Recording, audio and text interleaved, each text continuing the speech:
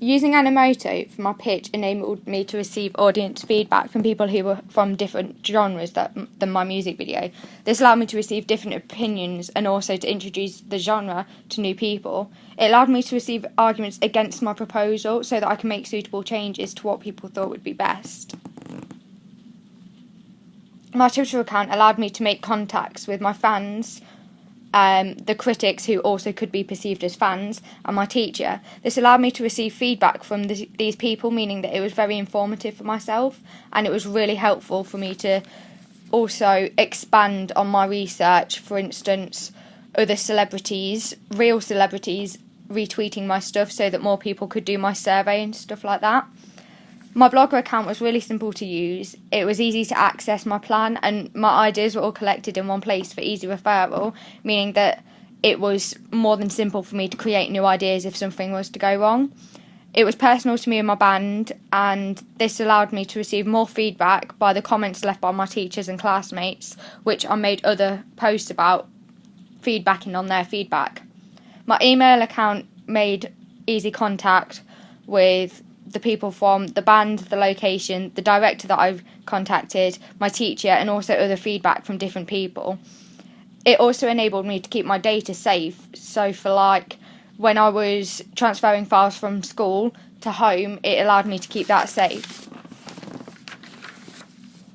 Photoshopped enabled me to produce my digipack and poster. It was really easy to use, and it had a variety of different fonts, which made it easier for me to go between different ideas for my work than from my draft to my final piece, because they were completely different, including the fonts. It also had a range of really good editing, which enabled me to make something look completely different and work for my genre that probably shouldn't have.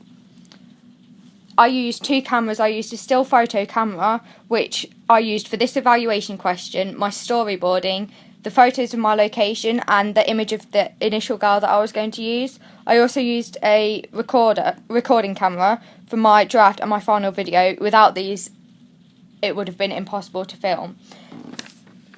I used my phone to contact the band through text and calls, and my teacher through Twitter. It also enabled me to take photos of the location when it was sprung upon me that I was going to be going there and didn't have a chance to get a proper still camera. I used Facebook to contact my band, to Facebook them on Facebook Messenger, which enabled me to do all the members all throughout the process, which came to about 10. And it also let me share information so that I could receive more audience feedback from my survey.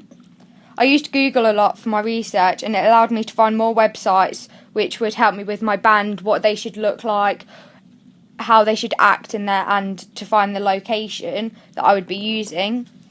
It also helped me to get a lot of images for inspiration, not just about the band but about the digipack and what should be on there, and it's where I got all of my analysis pieces from.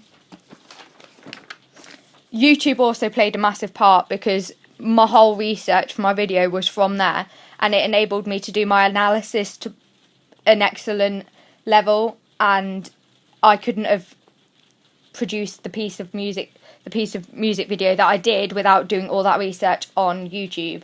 It also allowed me to see what Bring Me the Horizon, the original artist, did for their music video, so that I could perhaps copy them in some slight ways without it being too noticeable, and see how other music was perceived through my genre.